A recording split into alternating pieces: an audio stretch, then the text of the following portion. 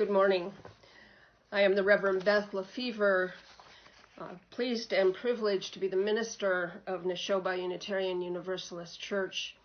And I'm so very glad that you have joined us for our worship service, virtual though it is, this morning. It is especially good to be a part of this caring community, and I am so very glad that you have joined with us this morning. Our membership coordinator, Chelsea Orland, will light our chalice, the symbol of our religious tradition, and she also will recite the Neshoba covenant. At times, our own light goes out and is rekindled by the spark of another person. Each of us has cause to think with deep gratitude of those who have lighted the flame within us.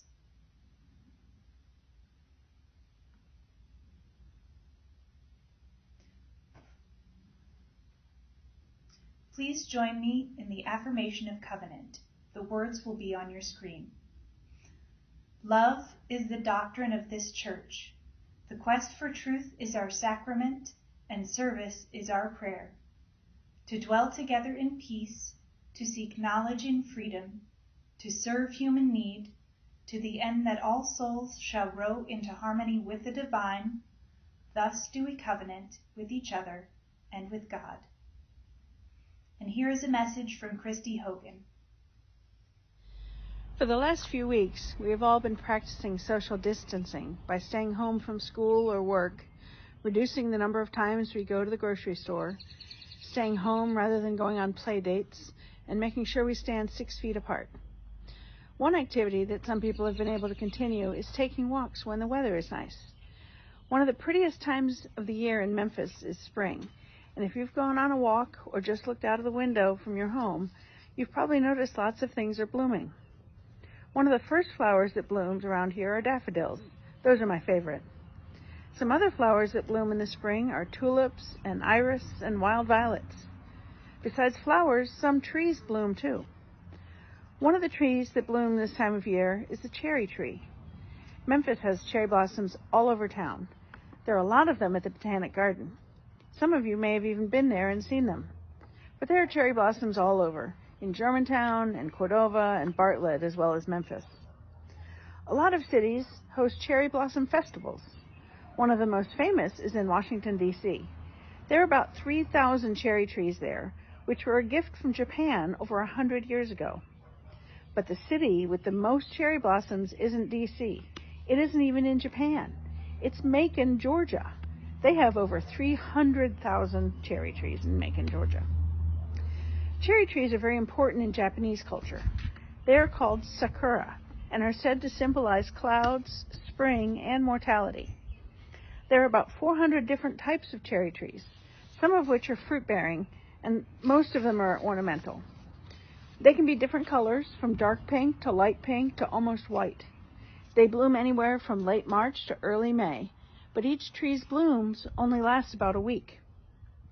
Many people engage in a tradition of picnicking under the trees, a practice known as hanami, which translates to flower viewing. Have you ever picnicked under a cherry tree? I have. I grew up near the ones in D.C. and went there often when I was young. I want to share some pictures of cherry blossoms taken by some of my friends. Some of these were taken here in Memphis. Some were taken in D.C. and other locations. Springtime is a time of renewal and hope. We have survived the long, cold winter when lots of the plants and trees were dormant and there wasn't much to celebrate. But now that the earth is reawakening to new growth and new blooms, we can be hopeful that we will survive these long days of staying home, of not seeing our friends, of having to do church by video, of worrying about getting sick. My wish for you is that as you look around and see the blooming flowers and trees, that you hold on to the hope that we will return to the sunlight, blossom in the freedom of movement, and engage once again in hanami, flower viewing. Go now in peace, with our love surrounding and sustaining you until we meet again. Though we are meeting virtually, our work nevertheless goes on. Now perhaps more rigorously than ever, with the challenges of distance ministry, technology, and staying connected. Our volunteers and our staff continue to work hard in our present circumstances to make meaningful church happen. We hope that these efforts are nourishing you. In the meantime, we continue to need your support. You can make an offering toward your pledge or simply contribute to Neshoba by dropping a check in the mail to Neshoba Unitarian Universalist Church, 7350 Raleigh LaGrange Road, Cordova, Tennessee, 38018, or by using the options listed on the graphic. We are grateful.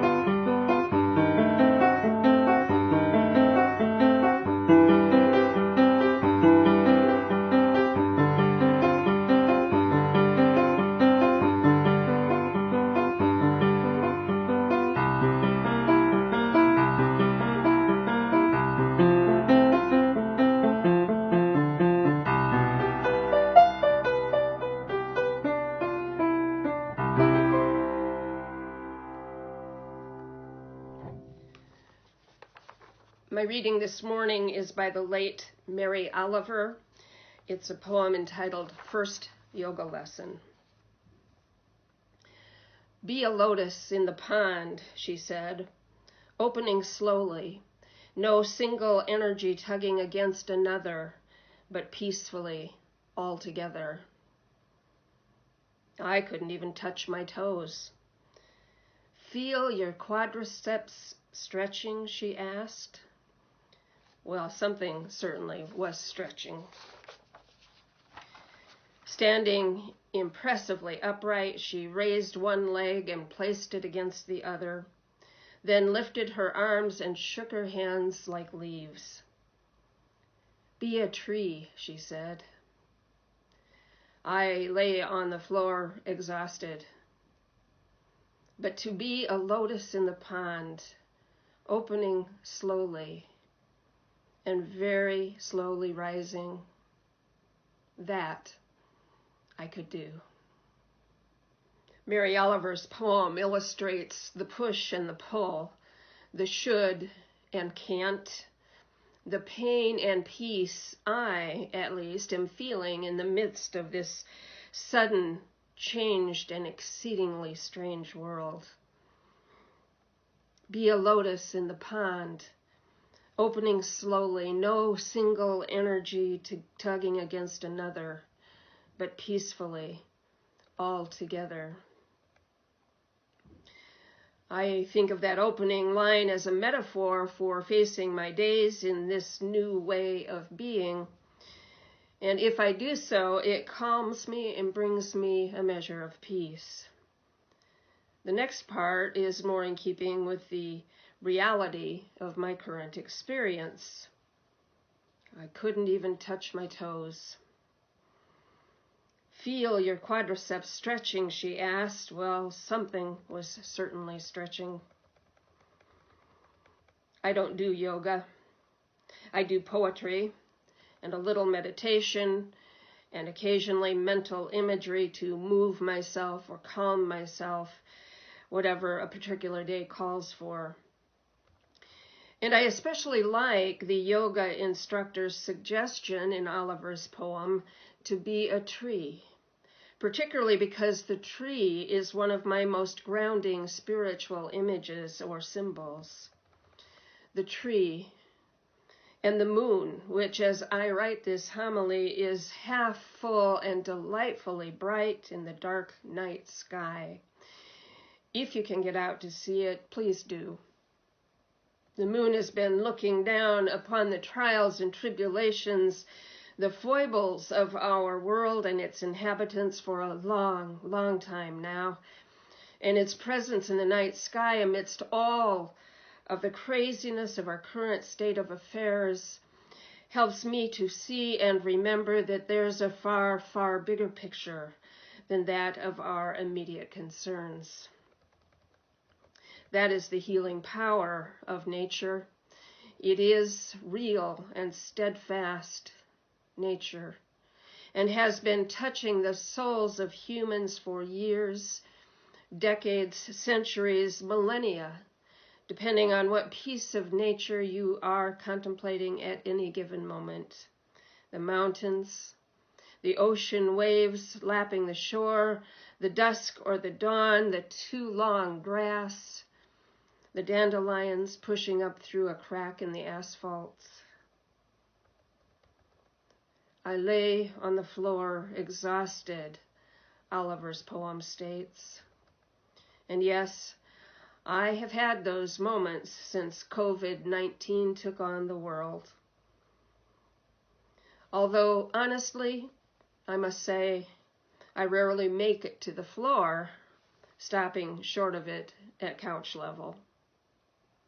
But still, occasionally, I feel exhausted by the effort of managing my emotions, keeping track of my stock of food and toilet paper and kibble, my need to find a way to minister to my beloved Neshoba flock that is effective and nourishing and doable. I sometimes feel exhausted now and again, as I know you do as well. So it's important for us to seek out ways to feed ourselves, to reanimate and re-energize ourselves so that we don't become too depleted. 24-hour news cycles probably won't do it unless anger, fear, and frustration feed you. But even if they do, it's not a healthy diet. Endless reruns of Law and Order or Criminal Minds won't do it either. For many of us, connecting with others via telephone, text, emails, or social media is useful. At times, it is crucial. Joining together in Zoom gatherings is working well for many. And simply stepping outside and seeing another real-life human being in the flesh, maybe a neighbor out with the dog, a child riding a bicycle, a mother pushing a stroller. Or, as I did the other day, the neighbor across the street, sitting in the garage, door open, cutting the hair of her husband. I believe he wanted it cut. Other ways of nourishing the self are as varied as the people who practice them. I know some of you are working in your yard, planting flowers, making way for a garden. Some are cleaning out closets and garages, pursuing hobbies you often have little time for, practicing that musical instrument you haven't touched since college, writing that children's book that's been locked away in your head for far too long. Some of you are reading all those books you have accumulated through the years. I know this is true, for we are Unitarian Universalists. All those books you have accumulated but have never had the time to read. Some of you have been spending quality time with your partner, your kids, your pets. Some of you are pulling out puzzles and old table games and even talking with one another in person in real life as you play those games and put those puzzles together. Talking with one another face to face. Many of you are getting outside when weather permits and reveling in the venture as our options are so limited, the boundaries of our lives so narrowed. Outside where the gifts of nature abide and abound in birdsong, spring-scented air, the caress of a breeze. Some of you are practicing yoga, some trying it for the very first time and others picking it up anew or continuing a long-held practice. Tai Chi, Qigong, praying, journaling, meditating, and through many of these practices and activities, we are reminded that life still has gifts to offer, and also that the wider array of life's gifts will return. And then too, numbers of people are working from home and some are still going in to jobs that are considered essential. Some of you courageously so, and we are grateful. Some of us too have lost jobs and are worried about money, about meeting our most basic needs now and in the future when things begin to get back to normal. To these people I say, hold on as best you can. Do not lose heart, for we will help you. We will come together as a society, a community, as a church. We will come together to take care of one another, a fairer, kinder people all. I don't know if this is true beyond our church, but I know it is true of us. Love is the doctrine of this church we recite every Sunday morning as part of our covenant. Love is the doctrine of this church. The quest for truth is our sacrament, and service is our prayer. We will come together to take care of one another in our churches and beyond. I believe this is the truth that will rise up out of the struggle against COVID-19. I choose to believe this will be the case. In the meantime, we will learn new things about ourselves, learn new disciplines maybe, learn about those things that move us, repel us, beckon us, inspire us, and feed us. We will learn to reach out and to be quiet. We will learn and we will grow and we will abide. I lay on the floor exhausted, Oliver wrote, but to be a lotus in the pond, opening slowly and very slowly rising,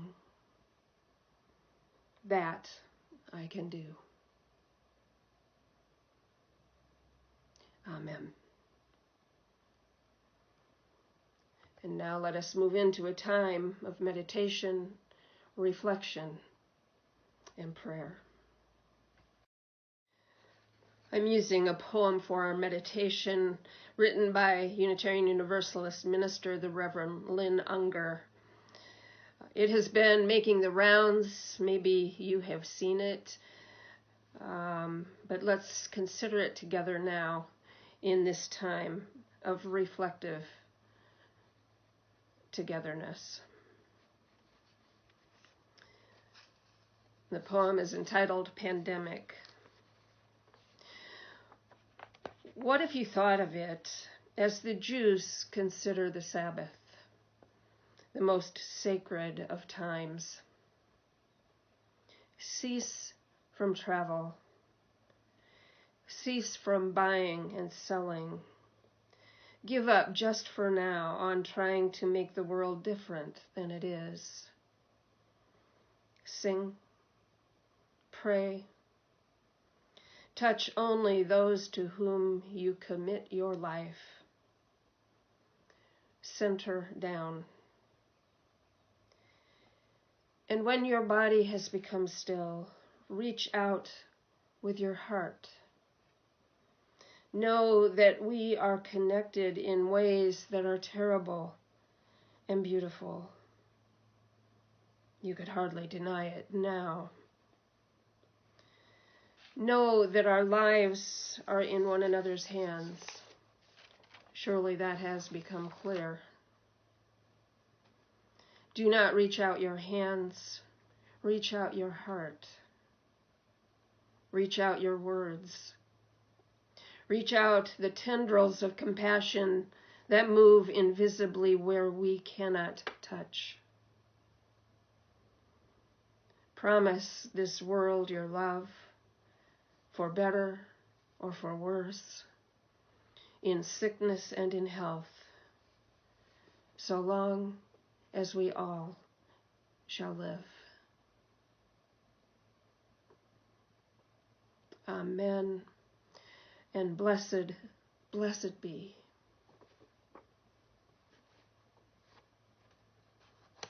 We'll see you again next week.